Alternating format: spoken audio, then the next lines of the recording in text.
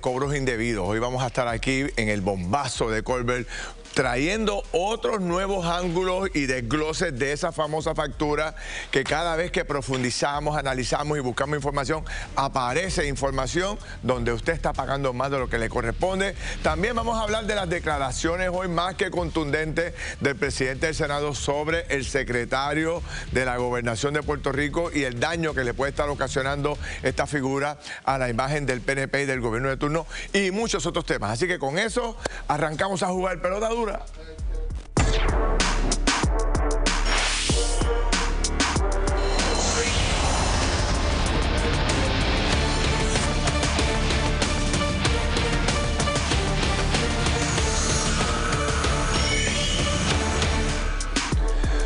Buenas noches, mis amigos. Bienvenidos a Jugando Pelota Dura. El equipo completo, Laisa Torres, Denis Pérez, Anabel Torres Colbert, la María. Estamos todas aquí. Están todas hoy aquí presentes, muy elegantes todas, qué bueno. Saludos, Ferdinand, y a los amigos, muy buenas noches. Saludos a ambos, saludos a Anabel y a Puerto Rico.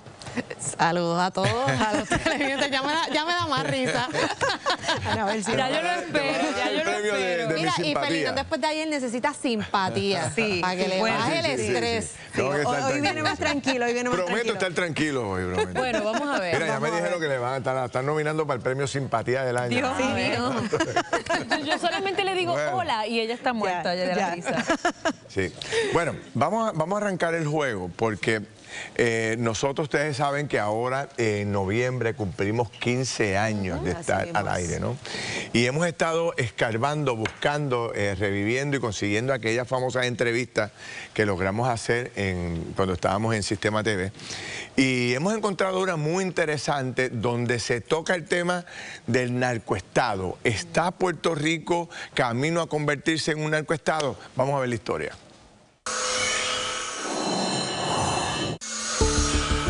Desde la década del 90, aquí en Puerto Rico ya se conocían historias sobre el tráfico de drogas que se convirtieron en temas populares, de las que se hablaba casi a diario. Sé que a usted le suena a película, pero dígame si es o no cierto. La compra y venta de drogas tomaba la forma de organizaciones criminales lideradas por personajes como Junior Cápsula o el Don Pablo Escobar del Caribe y también por Angelo Millones. Nos remontamos al 2010-2011. El entonces director de la Agencia Federal Antidrogas, Pedro Janer, nos estremeció en el programa de Jugando Pelota Dura hace 15 años, cuando afirmó que podríamos estar cerca de volvernos un narcoestado. ¿Es Puerto Rico entonces un narcoestado o no ha llegado a ese nivel todavía? Yo no puedo catalogar a Puerto Rico en este momento como un narcoestado. No estamos ahí todavía, pero con las cosas que están sucediendo, definitivamente si no ponemos un control a tiempo, vamos en la dirección. 15 años después, el exdirector del negociado de drogas, José Juan García, aún habla del narcoestado en nuestro país. Si no atendemos eso, te digo, Ferdinand y Alex, y los que nos escuchan, te doy 5 años más. Parece una película de terror porque un narcoestado lo que quiere decir es que la droga infiltra, penetra organizaciones políticas y económicas. Pero vamos al tema de los furgones. Hace 15 años los cargamentos grandes de droga entraban en furgones que no eran inspeccionados por la tecnología de los escáneres. El problema que existe es que los narcotraficantes están utilizando todas las alternativas. Los furgones es una alta preocupación y por la cantidad de furgones que entran aquí a Puerto Rico es muy difícil inspeccionarlos a todos. 15 años después, se canceló el contrato que inspeccionaba con escáneres la carga de los furgones. Este contrato lleva más de una década en la Autoridad de los Puertos. En las investigaciones que nosotros hicimos, encontramos que se ha incautado o esto ha llevado a un total de 0 arrestos y 0 incautaciones en esos muelles. Desafortunadamente, Puerto Rico es usado como trampolín de esta mercancía ilegal. Puerto Rico tiene sobre 700 millas de costa. Esas 700 millas de costa están divididas en 1.200 playas. La droga entra a Puerto Rico por el sur, entra por el norte, entra por el este, entra por todos lados. Entra por todos lados. No estamos lejos de un micro narcoestado, con puntos en barriadas y residenciales a los que acuden personas de todas las clases sociales. Bueno, Bueno, qué interesante. 15 años atrás estábamos conversando lo que estamos conversando hoy, ¿verdad? Hace 15 años hablábamos de los furgones, o sea, que estaba en Puerto Rico, que supuestamente estaba toda la droga, se monta una compañía, hacen el trabajo de escaneo y hace unos días el director de puerto dijo, después de una década, cero. No se encontró y el dinero que costó. Ni una pistola fulminante, tú sabes. Ahora, ¿y el dinero? Y el dinero que se invirtió, ¿verdad? En esos escáneres. Pero es que la droga, como dijo, no entra por los furgones. Ahora, Margarita termina con un punto muy interesante. Quizás no estemos camino a un narcoestado, pero se hayan creado micro narcoestados, ¿verdad? Y esto es cuando residenciales públicos y líderes políticos y qué sé yo, la comunidad, líderes de la comunidad participan en este proceso, también se le llama micro narcoestados. Así que no sé si estamos camino a eso, si ya estamos en Puerto Rico en eso, Dios quiera que no. Aquí tengo al ex secretario de Seguridad Pública, Alexis Torres, un poco para conversar sobre esto. Alexis, ¿cómo lo ves tú? Pues mira, narcoestados jamás en la vida, Puerto Rico no está ahí. Tenemos que mirar a Venezuela. Ni cerca. Ni cerca. Realmente es cuando las organizaciones infiltran el gobierno, y yo tengo que decir que lo que es el trasiego o lo que son esas organizaciones transnacionales, eso no ha sucedido aquí en Puerto Rico. De que tenemos las costas por todos lados, en mis 30 años yo tengo que decir que he visto toneladas. Sí. Y cuando las gangas controlan un residencial público. Porque eso existe. Pero eso son gangas. Pero controlan un narcoestado, la gente que entra, que sale, los residentes, controlan hasta las medicinas, cuando le cortan la luz, cuando le cortan el agua, todo. Pero tienes que mirar, lo que miramos es a nivel político, realmente si hay algún político que esté tomando decisiones de la organización, sea de lavado de dinero, o sea de la entrada de los narcóticos, o sea del personal que se requiere para llevar a cabo esas operaciones. Claro, eso partiendo de la definición de lo que significa un narcoestado, pero Ferdinand trae un punto, el hecho de que el Estado, ¿verdad?, no se atreva porque...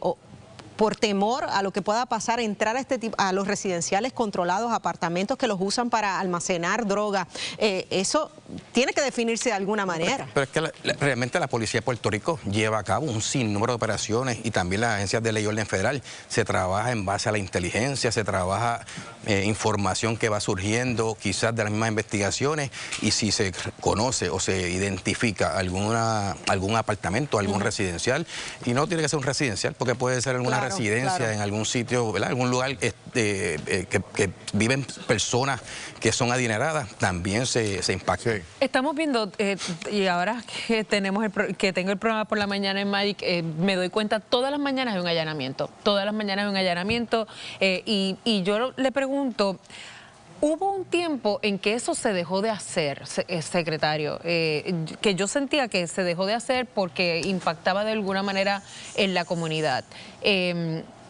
¿Cuál es la receta? ¿Se hace o no se hace? Son estrategias de las personas que están liderando la organización en debidos momentos, y dependiendo de la inteligencia que va surgiendo, uno va haciendo los cambios dentro de esas operaciones. Yo tengo que decir ahora mismo, la orden ejecutiva del presidente Trump, donde está técnicamente implosionando estas embarcaciones. La gente piensa en esas personas que están en esas embarcaciones. ¿Quién piensa en las personas que mueren de sobredosis acá en Estados Unidos?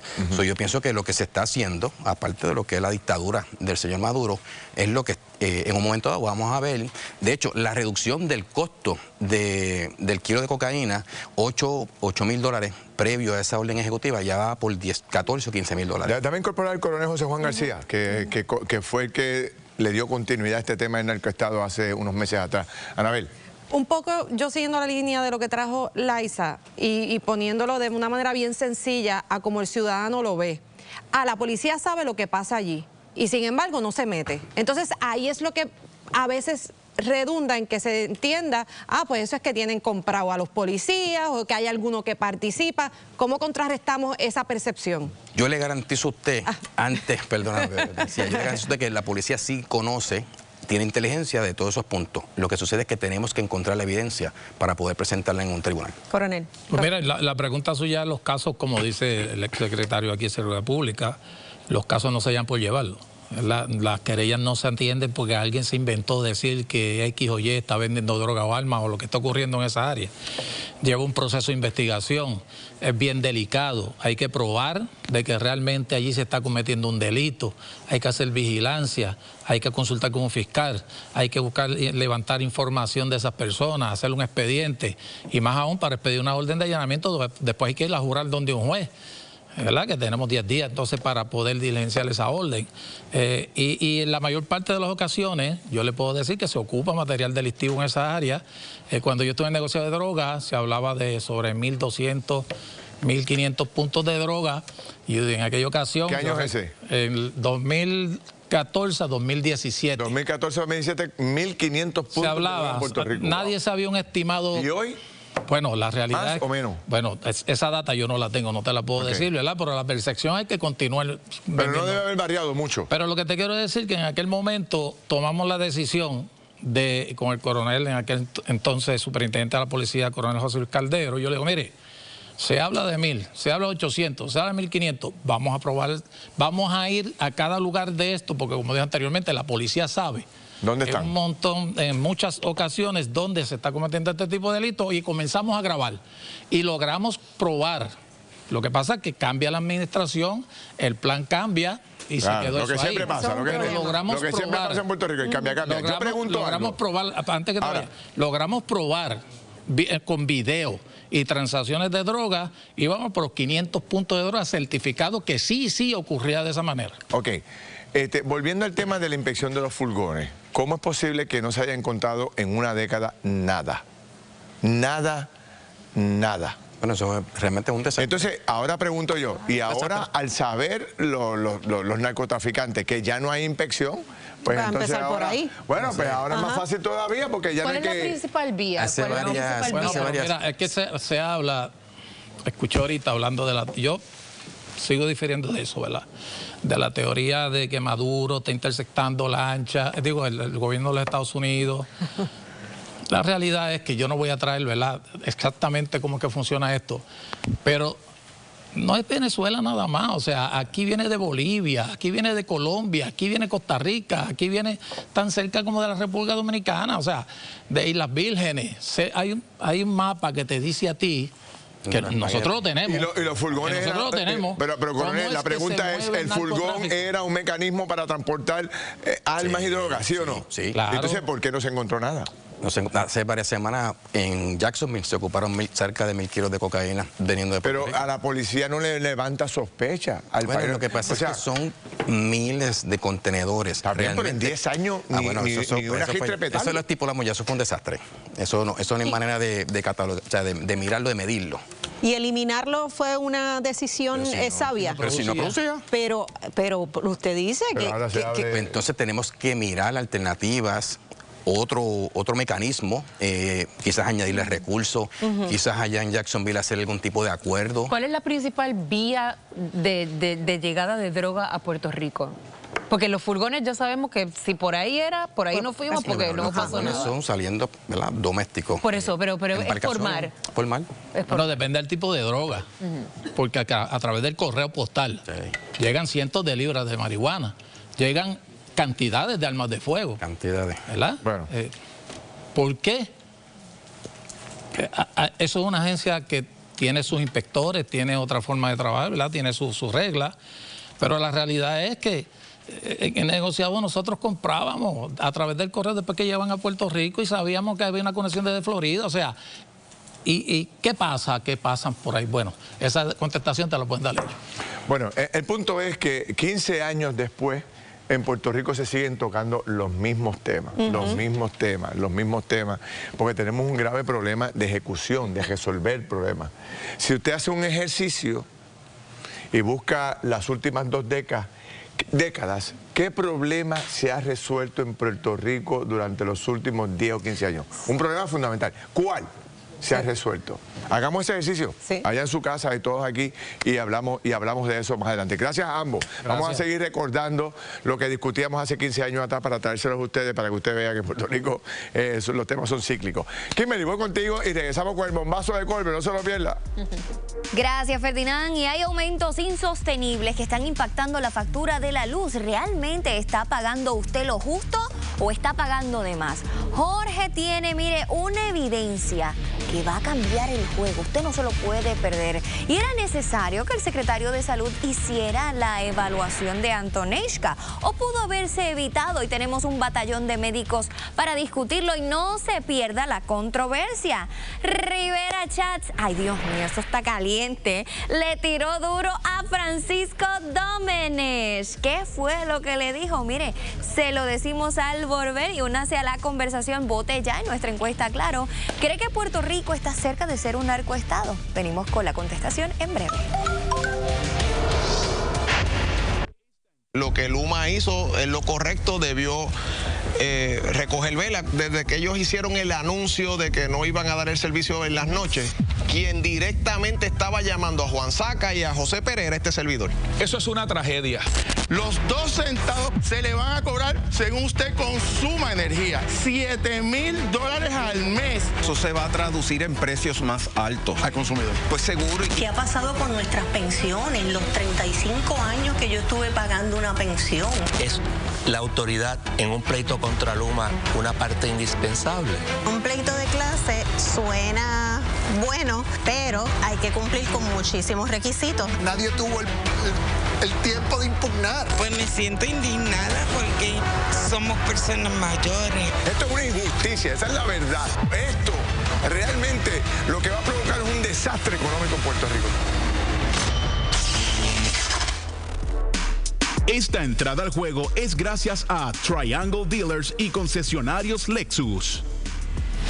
Bueno, mis amigos, seguimos jugando pelota dura. Liza, Anabel, Denise, estamos aquí. Vamos a entrar ahora al tema de la energía.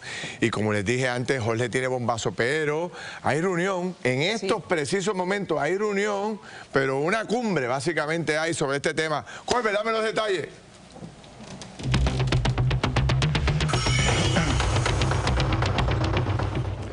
Así es, Ferdinand, ante toda esta situación de incertidumbre, de quejas, de molestias de la gente con toda la razón del mundo, señores, hoy, esta tarde, la Junta de Supervisión Fiscal ha citado a la plana mayor energética del país, al SAR de Energía, a la gente de Luma, a Degenera.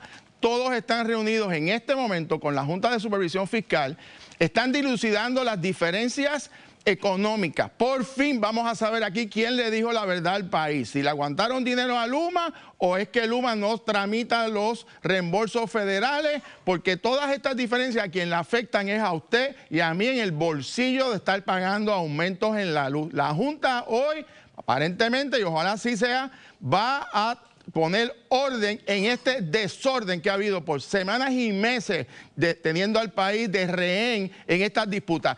Y si ayer hablábamos del impacto económico del aumento, quiero que vean el análisis que tenemos para el día de hoy, para que vean particularmente los pequeños y medianos comerciantes el cantazo que están cogiendo y que van a seguir cogiendo probablemente hasta el verano que viene si no paramos esto a tiempo. Vamos primero para que sepan esta información. Hemos hablado de los casi 2 centavos para las pensiones, que son 307 millones, pero es que hay otro aumento que se aprobó también efectivo el 1 de septiembre de 1.49 centavos para los gastos de energía eléctrica de Luma y Degenera, que son otros 227 millones de dólares que vamos a pagar por el próximo año. Quiere decir que el aumento es no 2 centavos de retiro, 3.4 centavos, que equivale, mire, a 534 millones de dólares en aumento a su bolsillo y al mío también. Fíjense en este dato.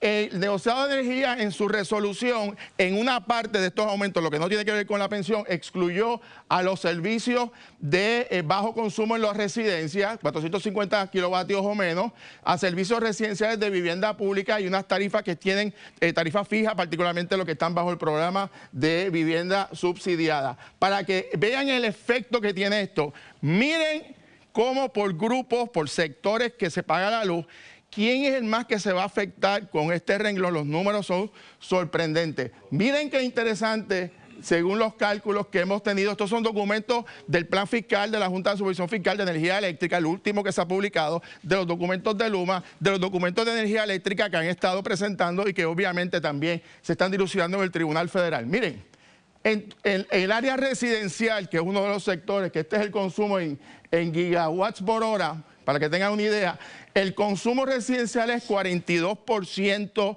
de la energía que se produce, pero van a estar pagando el 36%. ¿Por qué? Bueno, porque hay una gran cantidad de sectores residenciales o que están excluidos por subsidios o están conectados o están fuera de la red eléctrica con energía solar. Por consiguiente, aunque consuman, van a pagar una cantidad menor en esta proporción. Para que tengan una idea, de los 3.900 millones al año que se proyecta de ingresos, va a estar pagando cerca de 1.404 millones de dólares. Ahora bien, miren esto.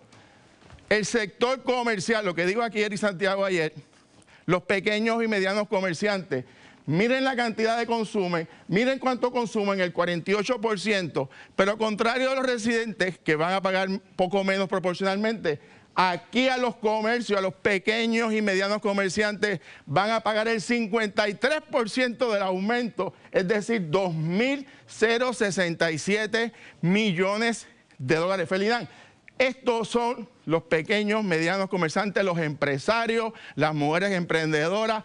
Estos son los que van a coger la carga, estos son los que crean los empleos, los que también están pagando el impuesto al inventario. Esta es la clase trabajadora que produce y que crea empleo, la están cargando ahora proporcionalmente más. Y miren los industriales, solamente consumen el 10 y pagan el 11, solamente 429 millones. ¿Saben por qué estos números están bajos? Señores, porque las industrias, sobre todo la manufactura, están creando sus propias plantas de generación, se están independizando de la autoridad, que es lo que están haciendo los residentes también. ¿Y quién se está quedando pillado? Los comerciantes, los pequeños y medianos comerciantes, que es la base económica de Puerto Rico. Y eso, Ferdinand, es lo que tenemos que trabajar, de buscarle soluciones, porque afecta a la economía en general. Estamos hablando prácticamente de más de 60.000 empresas que van a recibir unos aumentos desproporcionales a base del consumo energético, y eso ciertamente no es justo con ese sector económico. Pasamos con Felidán. Oye, Jorge, no te vayas, déjame un minuto con Jorge ahí, porque este dato que tú planteas, los 1.400 millones de dólares que van a pagar los residentes, ahí están sumados los 300 del cargo para los jubilados, ¿correcto? Correcto. O sea, que si ese cargo no estuviera, eran 300 millones menos que teníamos que pagar de luz. Entre todos, por supuesto. Claro, lo que pasa es que la carga económica, tenemos que recordar lo siguiente, no solamente son los 300 de las pensiones, hay 200 y pico millones adicionales que son diferentes. Estamos hablando de 500 millones de aumentos, que mucha gente se enteró básicamente del impacto cuando empezó a recibir las facturas en este momento, sobre todo los comerciantes, que es lo que estamos viendo, la reacción tan virulenta de la gente de que dice, caramba, es un aumento de $7.000 en un mes, de $3.000, de $4.000. Es algo que hay que mirar con detenimiento, porque el problema que tenemos es que el negociado dijo que esto es temporero, porque se va a revisar todo para el establecimiento de la tarifa básica fija, que se va, pero se proyecta que eso va a ser en julio del 2026. Este país no aguanta esto hasta julio. Esto hay que atenderlo de alguna manera mucho más rápida por el negociado de energía, y eso va a tener, probablemente requiere acción legislativa. 500 millones más en 2 aumentos. Y mientras menos clientes... 527 millones. Increíble. Y esos porcientos pueden aumentar porque mientras menos clientes estén consumiendo de Luma, que se vayan a energía solar, pues más caro obviamente nos va a costar la electricidad. Al que no se puede independizar. Sí. Al que no se puede independizar, claro. Exacto, son muchos. Que son muchos. Bueno, vamos a hablar de esto cuando tengo que hacer una pausa, pero presento aquí está Luis Aníbal Avilés, como siempre. También se incorpora Javier Quintana, que fue director ejecutivo de autoridad, y Daniel Hernández, que es consultor energético. Estos son los expertos en el tema. Vengo con ellos rápido, voy con Kimberly y vamos a jugar pautadora cuando regresemos. Así es, Ferdinand. Hablan los pensionados. ¿Qué pasó con todo el dinero que les retiraron para sus pensiones cuando estaban trabajando? ¿Hay alternativas? Lo analizamos con expertos. Además, la gobernadora se expresa sobre los aumentos. ¿Encontrará alternativas para mitigar el impacto? ¿Y será necesario que, o era necesario que el secretario de Salud hiciera la evaluación de Antoneishka o pudo haberse evitado? Lo analizamos al volver.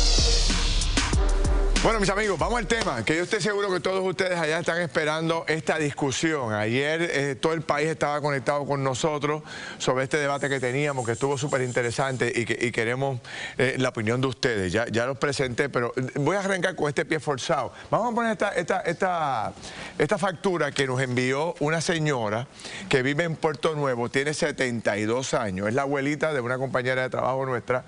Ella nos dice, yo vivo sola, tengo 72 años y mira cuánto pago de luz, $292. Y en adición a eso tengo que sacar $21 para pagar la pensión de los jubilados de la Autoridad de Energía Eléctrica. ¿Es justo o no? Claro que no es justo, Ferdinand. Yo lo dije la semana pasada.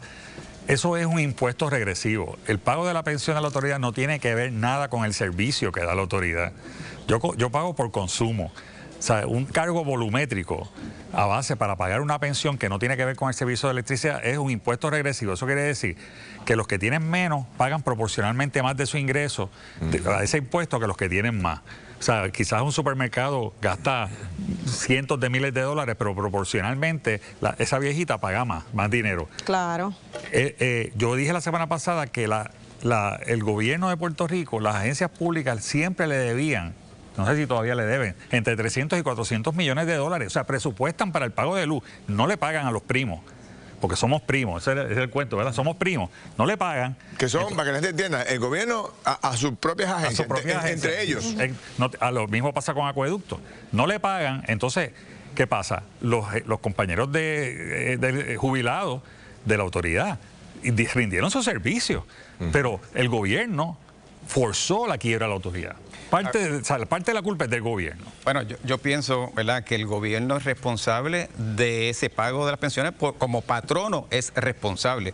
Lo que hay que buscar es alternativas, en lugar de imponerlo como una cláusula, buscar otras alternativas. Mira, a mí se me ocurre que deberíamos explorar otra idea. Número uno, hacer un préstamo, que el gobierno central haga un préstamo y haga capitalizable lo que es el sistema de retiro, que vuelva otra vez a funcionar como funcionaba antes y que ese préstamo se pueda pagar de los ahorros que van a venir de los proyectos nuevos a partir del año que viene. Se espera que hayan 150 millones de dólares en ahorro. Pues ¿por qué no usamos ese dinero o parte de ese dinero para pagar ese préstamo? Así ganamos todo. No hay que ponerle ningún cargo a la tarifa. Ningún cliente lo tiene que pagar tampoco en sus planillas, que es lo otro que estábamos considerando. Mucha gente diría, estamos en quiebra, ¿quién nos va a prestar? Pero sí. Bueno, mira, pero tiene un punto. Quintana. Yo estoy de acuerdo con ambos. O sea, antes el sistema de retiro se pagaba como estaba la tarifa básica, se hacía una aportación de parte de la autoridad, se hacía una aportación de parte de los empleados, había un fondo de inversiones que crecía, etcétera, ¿no? Obviamente, para resolver el problema, si te proyectas 10 años atrás, como quiera, había que ajustar la tarifa, pero entonces el impacto en la tarifa era mucho menor. Claro. O sea, siempre se ha pagado, el sistema de retiro siempre se ha pagado de la tarifa. Antes se pagaba simplemente que el empleado pagaba su parte y la autoridad pagaba la de él. Mire, estableciendo, estableciendo que yo, toda mi solidaridad con los pensionados que no tienen la culpa y que yo también, todos lo tenemos. Que son víctimas en esta ecuación. Esto que estamos viendo aquí va a significar la miseria de mucha gente y la quiebra de muchos negocios. Sí. ¿Hay alguna manera que no sea tocándonos a nosotros, a la generalidad de la gente, que esto se pueda resolver? ¿Ese cargo va a poder ser eliminado algún día? Bueno, la solución se la acabo de plantear. El gobierno central tiene que hacer un préstamo al sistema de retiro para que el sistema de retiro vuelva a operar de forma independiente. Y olvidarse de venir a mi bolsillo. Y ese préstamo se puede repagar de los ahorros que van a partir del año que viene con proyectos que ya están en curso. Son 150 millones que podemos usar pero volviendo a la línea de Denis, que me parece interesante, ese cargo se va a revertir. Decía Colbert ahorita que se supone que esto es hasta verano del 2016. El verano que viene. Puerto Rico, hasta el verano en Puerto 2016. Rico un tax se lo quita. ¿Cuándo han quitado un maldito o han devuelto dinero? El refrescazo se eliminó y siguieron cobrando el refrescazo. Nunca quitaron el impuesto al refresco. La idea de Benji no es mala. Y recordemos, ¿quién nos va a prestar? El gobierno central está harto de dinero, que no le ha pagado a los bonistas todavía. Y se jactan de que están llenos de dinero. Recaudó 13.500, casi 13.600 millones para un presupuesto de 13.000 millones. Ahí hay 600 millones de pesos. Una pregunta, si el cliente no paga ese impuesto, no paga, esta señora no paga los $20.46, ¿le pueden cortar la energía eléctrica? Claro. Porque va a enviar como quiera, va a enviar el pago. Yo estoy pagando. O sea, por ejemplo, ese tremendo punto. La señora menos 20. La señora viene y manda 270 y dice, los 20 que tengo aquí no los voy a pagar. Y pone una nota en la factura. Y dice, no lo voy a pagar por X y razón. Pero te di el 99% del pago de la factura. Lo puede hacer, eso sería un boicot parcial. No es que la todo gente, el mundo lo que tiene la autoridad es que los meta al Consumer Bureau.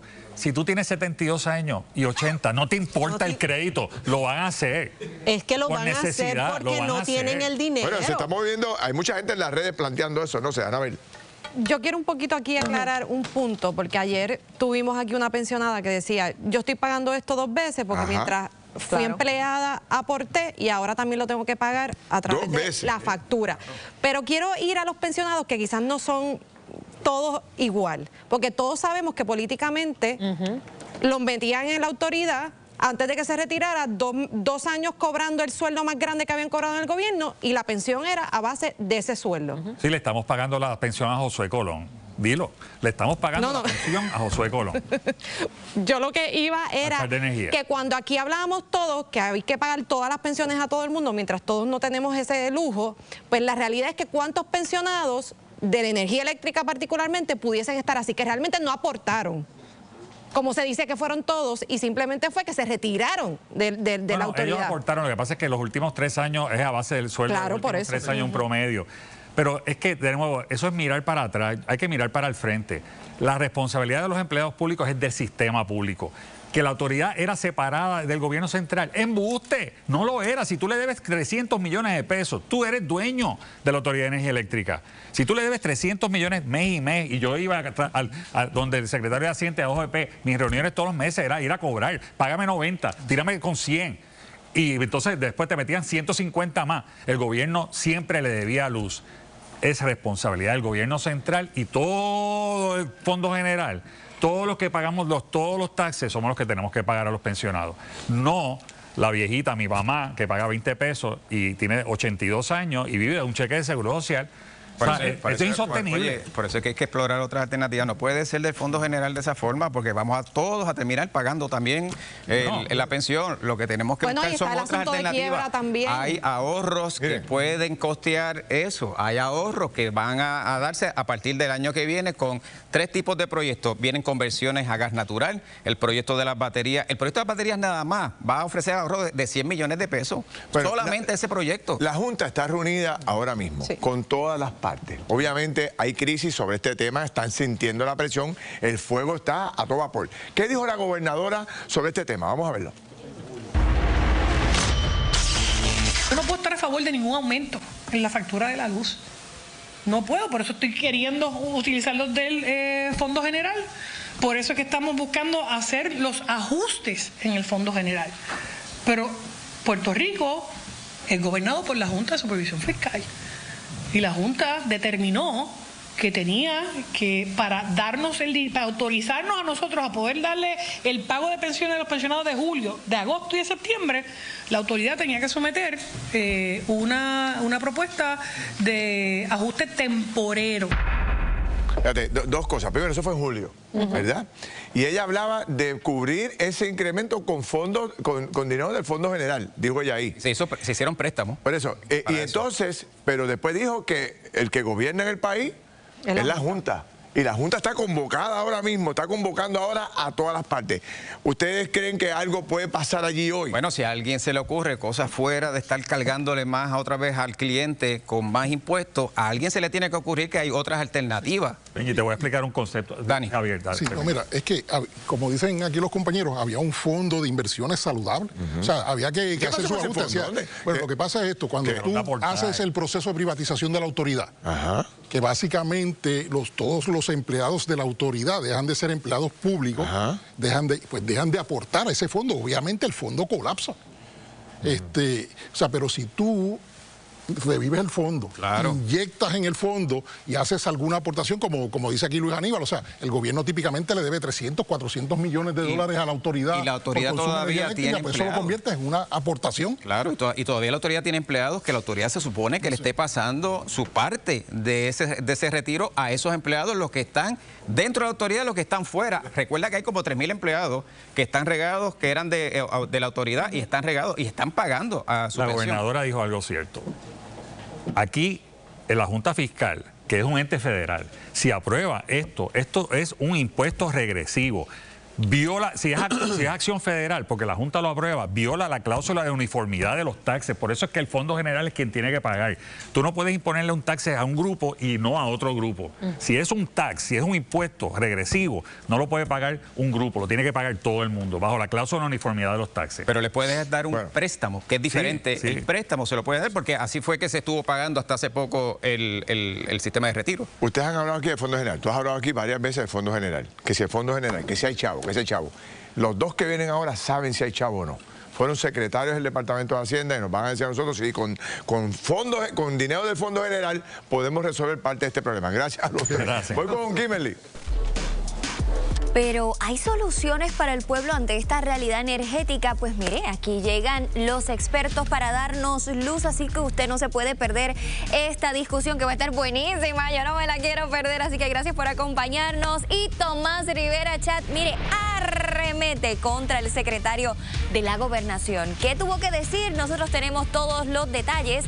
¿Y qué tendrán que decir sobre la evaluación del secretario de Salud a la menor Antonishka? Bueno, pues ya aquí tenemos varios expertos que también estarán analizando esta situación. Usted no se lo puede perder. Así que gracias por acompañarnos, porque ellos traen varias perspectivas que van a estar muy buenas para esta discusión. Y en otros temas, día a día, los puertorriqueños, pues usted sabe, enfrentamos obstáculos de servicios esenciales como el agua, la luz, vivienda, entre otros. Si usted está pasando por una situación, tiene algún reclamo, alguna confidencia, pues mire, escríbanos a nuestro correo electrónico jugandopelotadura@tele11.com. También nos puede escribir a través de nuestro WhatsApp 939-272-0250. Es muy fácil, queremos ayudarlo porque Jugando Pelotadura está del lado del pueblo. Escríbanos.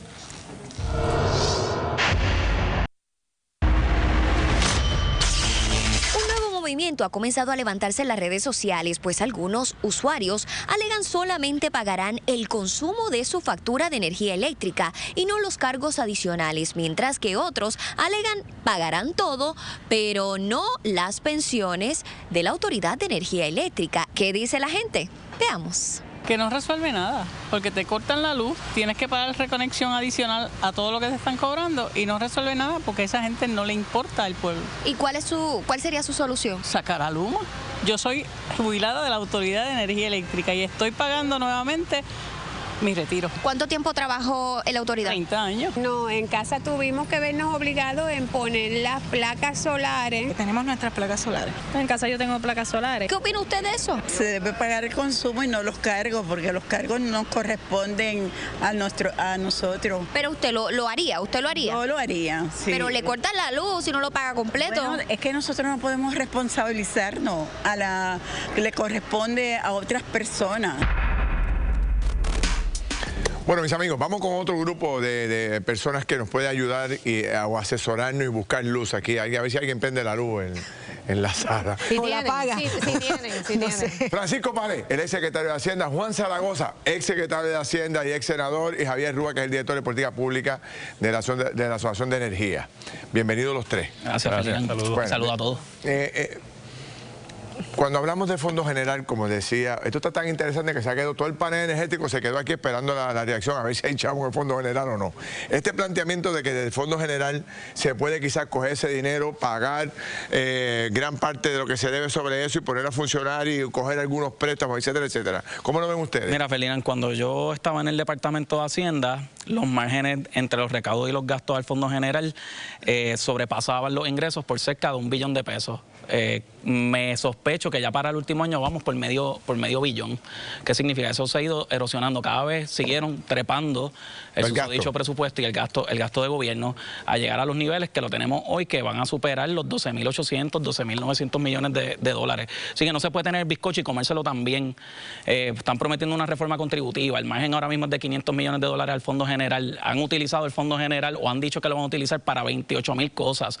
Yo no sé, tal vez la ciencia de la suma cambió de lo que yo aprendí en la universidad y lo aprendí en mi experiencia, pero no cuadra, simplemente no cuadra lo que ¿Cuánto dinero puede haber en el Fondo General en ahorros ahora mismo? En ahorro, más o menos. En ahorro, bueno, la cuenta del secretario supera los $10.000 millones. Pero en ahorro. Ferdinand, pero no vamos a ser ingenuos. Pues claramente, todavía falta salir de la quiebra de prepa. Todavía falta el servicio a la deuda de prepa. No se sabe qué rayos va a pasar con eso y cómo afecta la tarifa. Sería insensato quemar ese dinero que tiene el Fondo General así en la inmediatez. Tiene que haber una visión un poco más integrada. Y la otra cosa, Ferdinand, yo lo escucho a los panelistas que estaban anteriormente hablando de 150 millones, 50 y pico millones, 60 y pico millones. Prepa pierde $1 billón al año. Y sigue, bajo las narices de la Junta, sigue perdiendo $1 billón. Así que esas cosas solo harían cosquillas a la situación que tenemos. Zaragoza. Mira, tírate algo del libro al medio. Sí. Me temo que voy a empeorar la situación, porque la gente se indigna muy legítimamente con los 300 millones de las pensiones de energía eléctrica, pero se indignan por la mecánica que se usó. Porque ahora mismo nosotros estamos pagando 7 veces eso. Esas son 300 millones para las pensiones de 15.000. Nosotros estamos pagando 7 veces eso por las pensiones de 130.000 empleados públicos a través del Fondo General. El grueso de lo que tú pagas de income tax es para pagar las pensiones de los empleados públicos. ¿Cuánto sería ese número más o menos? Pagas de más o menos el número de lo que pagamos nosotros en pensiones. ¿Cuánto es más o menos? 3.300 millones aproximadamente. Estos 300 más 2.1 que lo tuve... Más la aportación al fideicomiso. 2.4 más la aportación para un millón porque se está engordando. O sea, 3 millones. Sí, pero entonces, contestando tu pregunta del uso del Fondo General, lo que pasa es que esto también hay que verlo en el contexto de una quiebra, ¿verdad? Si él está en quiebra y yo soy su hermano, ¿verdad? Y yo lo veo sufriendo y acongojado.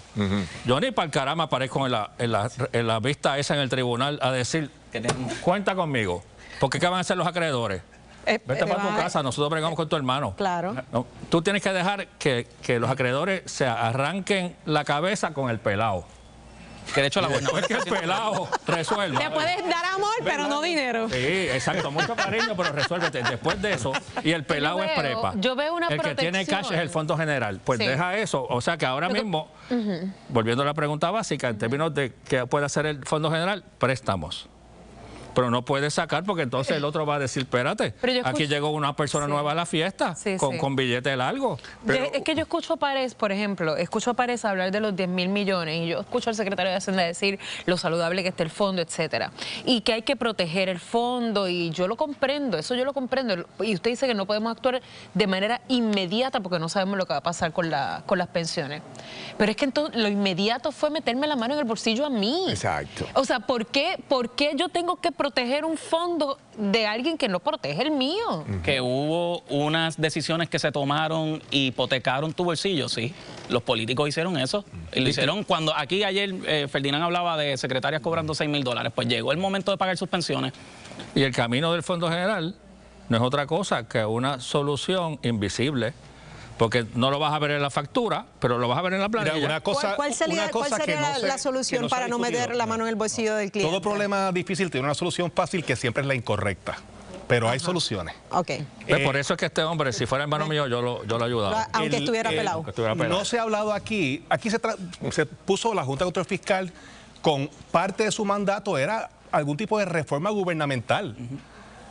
cosas para crecer la economía, reducir el gasto público e incentivar la economía. La economía crece, pues hay más base contributiva.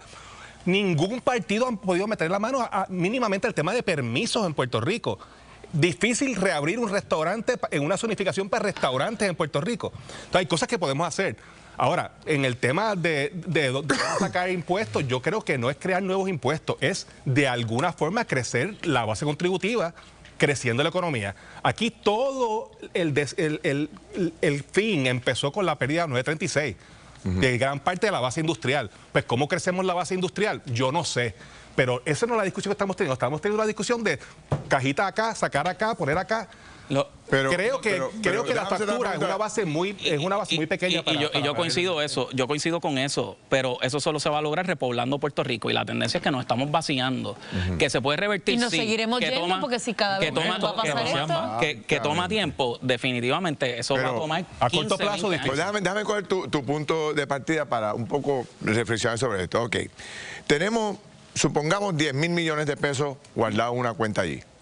Que lo estamos guardando para que cuando venga el momento que se nos avecina de que tenemos que cuadrar este asunto de la deuda, ¿verdad? En algún momento vamos a tener que utilizar ese dinero.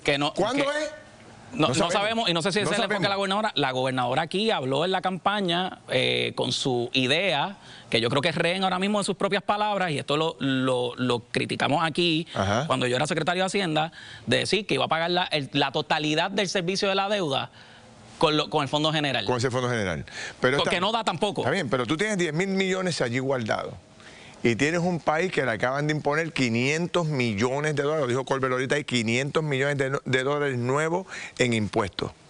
Esto va a provocar probablemente, como decía tú, quiebra, gente que se vaya de Puerto Rico, problemas económicos en familia. La gente va a tener que hacer muchísimos ajustes para poder cubrir eso. El Fondo General meta la mano. Eso va a provocar que la transacción de transar la deuda sea por 5. Pero tú dijiste, pero tú hablabas ahorita de un préstamo. Sí, exacto. Por eso, pero el punto es, ¿qué hago yo como gobierno? Espero, dejo a los chavitos ahí mientras la gente se ahoga, mientras la gente tiene problemas, o busco una alternativa. Ok, yo le tengo que saldar a los bonistas, ok, es oficial, y tengo unos 10, pero mientras tanto, el pueblo muriéndose, el pueblo afectado, y los comercios muy afectados, y yo con dinero en esa cuenta, y no lo puedo tocar. Bien por saludable. Un compromiso que voy a resolver, qué sé yo, cuándo, porque no tenemos ni fecha de cuándo se va a resolver el problema de la deuda. Agravando una crisis. Y lastimosamente hay instancias que las soluciones a los problemas no son en la inmediatez, y tenemos que vivir con esa realidad. Nos tardamos un montón de años quebrando a Puerto Rico, pues nos vamos a tardar un montón de años en salir de la quiebra. Y sí, estas cosas van a ocurrir en ese proceso. Por eso debemos aprender de lo que hicimos en el pasado, de ser unos irresponsables, de contratar secretarias a 6.000 pesos mensuales prometiéndole una pensión que no podíamos pagar, para no volver a repetir eso. Y en esa línea rápidamente, y esto no va a ser a corto plazo porque ahora políticamente está en contra el gobierno federal. Pero el pago de la Autoridad de Energía Eléctrica por combustible al año es de 2.000 a 3.000 millones de pesos al año para sacar chavos de la economía de Puerto Rico, a veces economía enemiga. Si Puerto Rico fuese 50% renovable, pues es la mitad de esa cantidad, porque es cero el costo de combustible cuando es renovable. Pero y ustedes que han estado en el gobierno, la decisión de pagar las pensiones en su totalidad, eso no fue la Junta.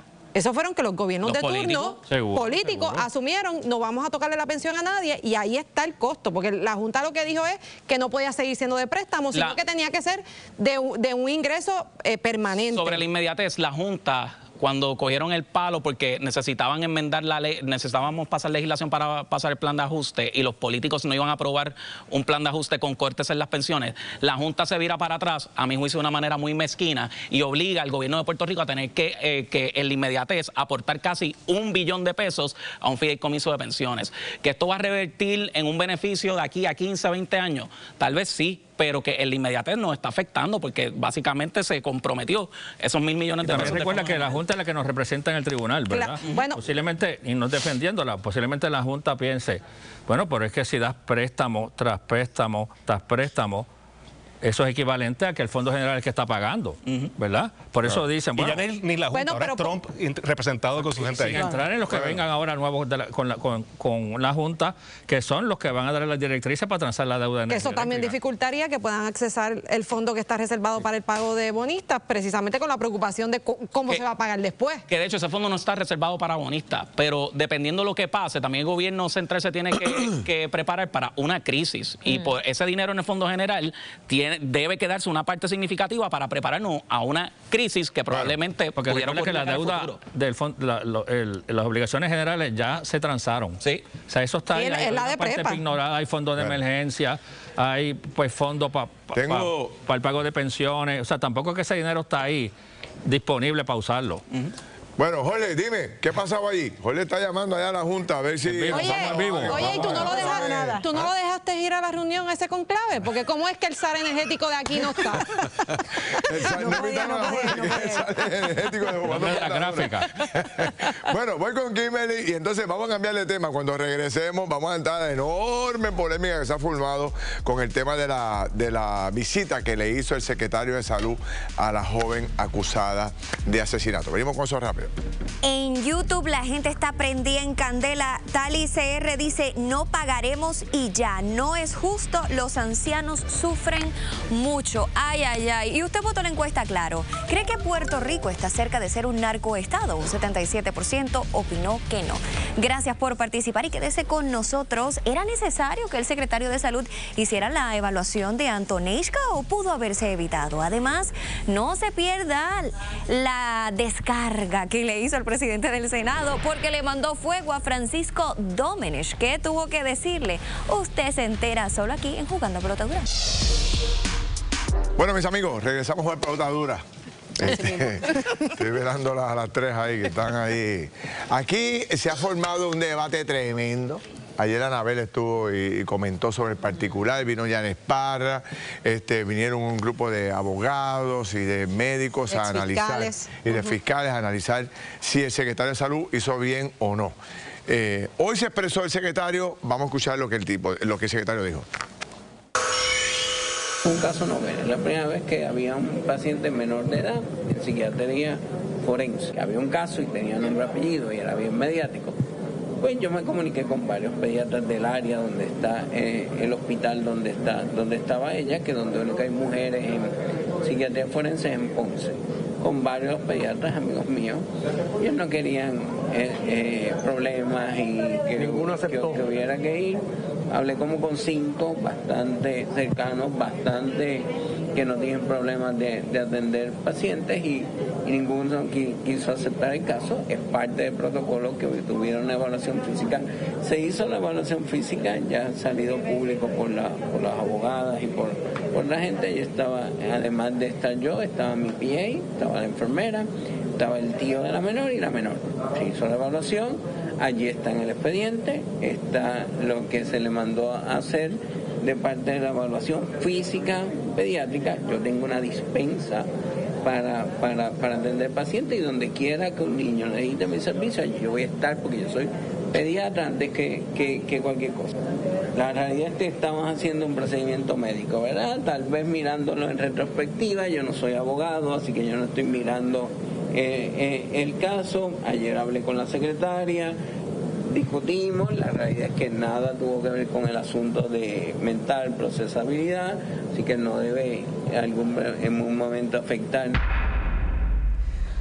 Bueno, finalmente habló el secretario de Salud, porque ayer no había hablado sobre este tema. Para discutir todo lo ocurrido, presentamos al doctor Diego Sainz, quien es pediatra, al doctor Carlos Díaz, presidente del Colegio de Médicos Cirujanos, gracias por estar acá, y al licenciado Ernie Cabán, ex fiscal. Gracias a los tres. Sí, buenas noches a ustedes, a su audiencia, y gracias por la invitación. Bueno, ¿qué le parece esta reacción del secretario oficialmente? Yo voy a estructurar esto. Ajá. Primero que nada, pediatría es hasta 21 años, no es a 18, para aclarar las cosas que ha habido en los comentarios que ha habido en la calle en estos días. Es hasta 21 años. El doctor Ramos yo lo conozco desde que pertenecía al auxilio mutuo, a la sala de emergencia del auxilio, lo conozco hace muchos años y tiene la competencia médica clínica para evaluar a un paciente físicamente. Es un gran pediatra. La tiene, tiene toda la competencia. Cuando se va a evaluar un paciente como este, ¿verdad? Del punto de vista físico, yo no tengo ninguna duda que le hizo una buena evaluación y tocó todas las bases de que es un paciente que físicamente está bien. La parte psicológica, psiquiátrica, de que si el paciente está competente para ir a juicio, eso no la puede hacer él. La tiene que hacer un psicólogo forense o un psiquiatra. Que lo hizo. ¿Bien? Que eso es lo que se debe mirar. Si no ha habido hasta hoy, y voy a dar un ejemplo, cuando en mi hospital, yo soy jefe de pediatría de un hospital, cuando en mi hospital hay una situación en pediatría que es anómala, la semana yo reúno a todo el mundo que tiene que ver con la administración, los médicos, etcétera, y traigo el problema y lo resolvemos. Y, ok, no ha pasado hasta ahora, pero de aquí en adelante esto es lo que hay que hacer. Si eso fue lo que ocurrió aquí, que es una adolescente de 18 años que está en un área donde están adultos, tiene que haber, si no lo hay, tiene que haber una directriz de cómo se van a evaluar esos pacientes de aquí en adelante. Historia que hay una menor dentro del hospital psiquiátrico. Un protocolo de emergencia. Sí. Doctor. Mira, primero tengo que estar de acuerdo con él. Conozco a Víctor. Víctor y yo pudimos tener diferencias en el pasado, pero es un excelente pediatra, un colega extraordinario, y en eso yo no cuestiono nada porque es un maravilloso pediatra y lo reconozco, aun cuando saben las diferencias que tenemos. El hecho está aquí que él tiene otro sombrero que es el secretario de Salud. En este momento él tiene que hacer un rol que es del Estado. Y la posición es que nosotros tenemos facilidades pediátricas de salas de emergencia, que los oficiales pueden llevar a una cualquiera, en adulto, a cualquier hospital, una sala de emergencia o una emergencia pediátrica, que hay 24 horas pediatras. O sea, usted dice que pudieron haber buscado a la joven y llevarla a esta sala de pediatría que le pertenece al Estado. Piensa que en otro ciudadano que no sea ella, cualquiera persona, ciudad que tenga lo mismo. ¿Qué es el protocolo? Llevar una sala de emergencia para el procedimiento, examinarla físicamente, unos procesos, se acompaña con los oficiales y se devuelve a la institución. Eso es de esa manera. Y él podía haber llamado a cualquiera de nuestros. ¿Quién le va a decir al secretario, no te voy a ver el paciente? O sea, es extraño que no apareciera un psiquiatra. Es extraño porque, fíjate, es extraño porque estamos en una situación de que hay menos pediatras, ¿verdad? Es complicado este asunto. Pero el Estado tiene psiquiatras. Pero el Estado tiene facilidades con pediatras 24/7, hasta los privados. Y tú puedes decir, te envío a esta paciente, me la puedes evaluar. Perfecto. Déjame entrar en la parte legal. Ernie, yo te escuché esta tarde en radio analizar tu punto desde tu punto de vista de que esto podría complicar el caso y hasta atrasar el caso. La entrada del secretario. Sí. Dame los datos. Mira, esto es una simple evaluación física como parte de un protocolo para un ingreso en una institución correccional. El problema está quién lo hizo y cuándo se hizo. Lo hizo el secretario de Salud, que representa al Estado, que quiere que esa joven esté procesable para procesarla. Claro. Y ¿habían o no habían disponible pediatras para hacer ese trabajo? Esa es una pregunta. Y otra es si una evaluación física de esa naturaleza la podía hacer cualquier médico. Todas las semanas ingresan jóvenes a las instituciones juveniles, todas las semanas, y son objeto de una evaluación física. O sea que tenían que haber los recursos, y si era que se necesitaba un pediatra disponible, que no fuera el secretario de Justicia para hacer ese trabajo. De salud. Aunque insisto que ese tipo de evaluación para fines de ingreso, no es que tenía un dolor o tenía una condición y había que evaluarla, es para fines de ingreso en una institución penal, lo podía hacer cualquier Lo que pasa es que ahora más allá de si estuvo bien o mal, se ha agregado a esta ecuación de un caso ya complicado un acto alegadamente impropio, según algunos, que ya la defensa ha anticipado que levantará. Así que por lo menos innecesario fue. Porque ocurre la evaluación antes, la evaluación del secretario de Salud, antes del psiquiatra que la va a evaluar para la procesabilidad. Si hubiera ocurrido después de la evaluación del psiquiatra, nadie estuviera hablando de eso. Anabel, sí. Ahí fue inoportuno. Era cuando era no procesable. Tengo dos preguntas, una médica y una legal, las voy a hacer a la vez para propósitos de tiempo. En lo médico, cuando se está evaluando la procesabilidad de cualquier persona que tiene que ver con un asunto de su capacidad, ¿no puede haber también algún tipo de impacto físico que vaya relacionado al asunto también mental, por lo que tenía otro elemento que quien estuviese siendo el físico cuando todavía la menor no estaba procesable? Completamente de acuerdo contigo, Anabel. ella puede haber estado en su celda, darse un golpe en la cabeza porque se cayó y se dio en la cabeza, tuvo una contusión, bien, no se recuerda de lo que está pasando porque tiene una contusión, eso es lo que implica una contusión y puede afectar, claro que puede afectar eso. Punto aclaratorio con Ferdinand, lo que ocurrió es que lo vio el pediatra, pero no hay tantos psiquiatras pediátricos en este país como para que todo el mundo reciba atención médica psiquiátrica pediátrica. Yo creo que yo me acuerde, yo creo que si hay 10 o 12 en todo Puerto Rico psiquiatras pediátricos es mucho. Sí, Anabel. Y licenciado Cabán, quiero con su experiencia y por las mismas declaraciones. Fíjese que aquí primero dijo el secretario de Salud que no consiguió médico alegadamente porque podía conllevar que ese médico tuviera que ir a testificar. Y posteriormente de eso, aquí tuvimos a la licenciada Yanet Parra decir que, por ejemplo, que para qué pueden llamar al secretario de Salud si de eso no se va a testificar porque eso es un asunto impertinente. Y aquí vemos la misma contradicción del secretario de Salud de que él entró porque nadie quería por propósitos de un posible testimonio. Claro. Ahora, es contradictorio de la misma premisa y si es en efecto posible que a él lo llamen a testificar precisamente porque hizo esa evaluación médica previo al asunto de la procesabilidad. Por la evaluación física, eso no era una controversia en el caso. Eso no tenía nada que ver. Se convierte en una controversia cuando hace esa evaluación física previa a la evaluación psiquiátrica. ¿Y qué sucede? Que en la evaluación física es un protocolo.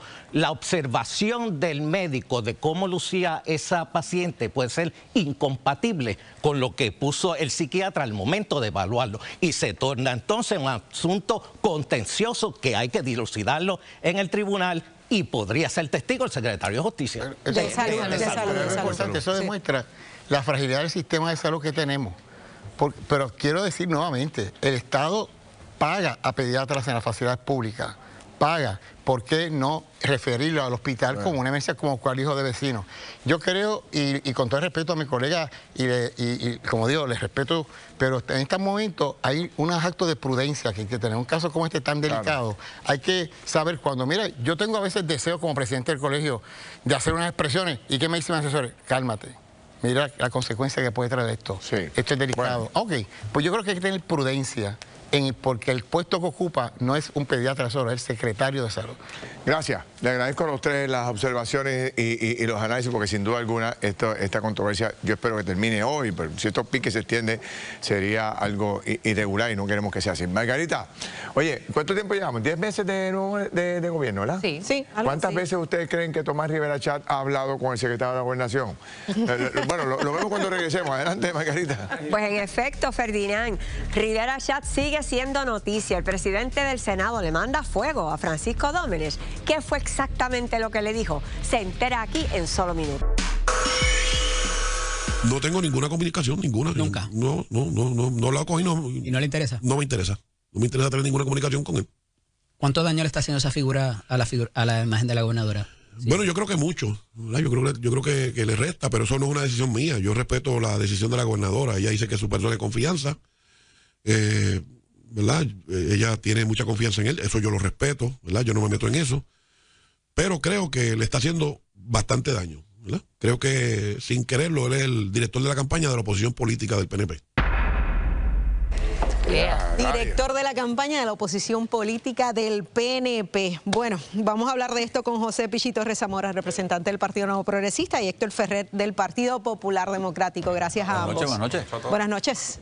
¿Qué tú crees si le damos un turno de privilegio a Pichi? Sí, pero ¿puedo hacer una pregunta? Y le puedo dar mi tiempo si quieres. Mira. Me da los 15. ¿Puedo hacer una pregunta antes? La pregunta es, ¿cuánto Pichi ha hablado con el secretario de la Gobernación? Fíjate, no, yo intercambiado, o sea, con Dómenes yo he intercambiado y hemos hablado de ciertos asuntos programáticos de la administración sin problema. ¿Cuántas veces en 10 meses? ¿2 o 3? No, fíjate, yo te diría que como 6 o 7. Fíjese. Bueno, acuérdate que ser portavoz también tiene... Necesariamente tenemos que coordinar un montón de cosas. Pero dentro de... No tienes el privilegio, o sea, Tomás no tiene el privilegio que tú tienes. No, o sea, yo puedo entender, o sea, que no lo conoce a Tomás, conoce a Tomás. No lo quiere. Que conoce a Tomás, y obviamente la Secretaría de la Gobernación no es una posición fácil. Todo el mundo sabe que la Secretaría de Gobernación está ahí para ejecutar, para ordenar y para que se hagan las cosas, y normalmente en gobierno el segundo o tercer año tienes que renunciar, eso es una realidad. vinimos a hacer un trabajo y como dice Tomás, o sea, si no, como dice, no es mi amigo, no he hablado con él. ¿Pero usted cree que, como dice Tomás Rivera Chatz, que él está haciendo daño político a la administración? Mira, yo creo, efectivamente, de lo que he visto históricamente es que los secretarios de la gobernación tienen que ejecutar y tienen que hacer un trabajo. Ese trabajo, bien visto por algunas personas, es mal visto por otras personas. En un momento dado, Pierluisi, y lo digo cándidamente, pero Pierluisi me dijo a mí que tenía OPE en la Secretaría de la Gobernación cuando... ¿Te lo ofreció? Él me lo dijo, Así es. y me lo dijo, y tú dijiste que no. Y yo le dije al gobernador electo en ese momento, la Secretaría de Gobernación viene para estar 2 años y medio y al tercero se va porque se lleva la culpa. Ferrer, estas expresiones de Tomás Rivera Chatz. Confirma lo que hemos venido diciendo desde un principio, desde que comenzó esta administración, que hay una falta de comunicación entre el liderato legislativo y lo que es la rama ejecutiva, y lo acaba de decir el presidente del Senado. Y esa falta de comunicación ha provocado que este ha sido el peor gobierno que ha tenido su inicio en la historia de Puerto Rico, y eso lo saben todos los puertorriqueños. Yo entiendo eso de lo que están hablando de Domenech, pero haciendo un repaso mental de todos los secretarios de la gobernación que yo he cubierto, ninguno ha sido el más simpático. De hecho, la figura es precisamente como el ogro de la administración. El que coge los golpes. El que coge los golpes. Yo recuerdo un Víctor Suárez que resolvía todos los problemas y tenía una tremenda imagen, porque tenía un control de la rama ejecutiva, pero también con la rama legislativa, así que yo difiero. Es que yo cubrí de Álvaro Cifuentes para abajo, imagínese. Pero por lo menos posiblemente en los últimos 10 años del PNP, pues podemos decir eso. Mi recuerdo, ¿verdad? Porque yo era joven, pero mi recuerdo del secretario de Gobernación de Víctor Suárez fue efectivo. Si vas a la primera, que era Ingrid Vila, pues tenía un revolú. Te iba a decir porque Ingrid Vila tenía problemas. Le cerró las puertas a medio mundo de la rama ejecutiva, pero cuando buscaste una persona que tiene la capacidad de ser abierto al diálogo, pues es efectivo. Y parece, por lo que estoy viendo, que parte de la falta de comunicación es la falta de efectividad de un buen liderato. Esto que trae Rivera Chatz, que es una figura tan influyente dentro del liderato del PNP, ¿esto se ha discutido, Pichi? Entre ustedes ahí en el pasillo, allá en la oficina de Johnny Méndez, ¿qué vamos a hacer? Tú sabes cómo es la política. Esto no es silvestre, esto está corriendo por todos lados allí. Todo es percepción, o sea, una ejecución y percepción, porque las dos cosas van de la mano. Yo te puedo decir a ti, no es que hemos discutido, la realidad es que en términos de el Senado está operando a su manera, con mucho respeto hacia Tomás y los compañeros senadores. La Cámara estamos operando a nuestra manera y estamos operando en términos de unidad, estamos operando en términos de llevar el mensaje y trabajar. Es más sintonía con fortaleza. Bueno, estamos en sintonía con un plan de gobierno que se tiene que ejecutar. Eso es una realidad y lo estamos ejecutando de la manera que entendemos. ¿Cómo te está trabajando la Cámara, Pichi? Héctor, ¿cómo está trabajando? Bueno, en 3 sesiones no pudimos descargar el proyecto de las escoltas. Ah, sí, pero lo enviamos a comisión y lo vimos hoy. Perdiendo el tiempo. No, ¿qué? Parte de... Y te dimos la oportunidad, estabas preguntando. No, hicimos las preguntas. Y de hecho, preguntas que tenemos en conjunto. Porque una cosa es llevar el mensaje de que no quisimos sacar las escoltas, pero la realidad es que yo quiero eliminar las escoltas igual que Héctor. Yo tengo unas enmiendas que quiero hacer ese proyecto como otros compañeros y por eso le dimos la vista hoy. ¿Y por qué no lo hacen? Héctor tuvo, se le dio vista hoy y Héctor tuvo la oportunidad, se le preguntas al superintendente de la policía. No, al asesor, porque no llegó y el asesor estaba bien perdido. Porque yo soy de la creencia que la policía pudo haber decidido ya eso en términos de lo que tenía que hacer y lo he discutido con Héctor. Bueno, pero no pasó. Nos vemos la semana que viene. Sí. Gracias a los dos. Bueno, voy a una pausa y cuando regresemos, Jorge tiene lo que está pasando en la Junta. Acaba de hablar con el presidente y le ha dado los detalles. Vengo rápido. Bueno, mis amigos, felicitaciones a Denis Pérez por ser en Caguas. Denis 2028. No. Muchas gracias. Gracias a nuestra ciudad. ¿Pasó algo? La reunión termina en la Junta caliente, pero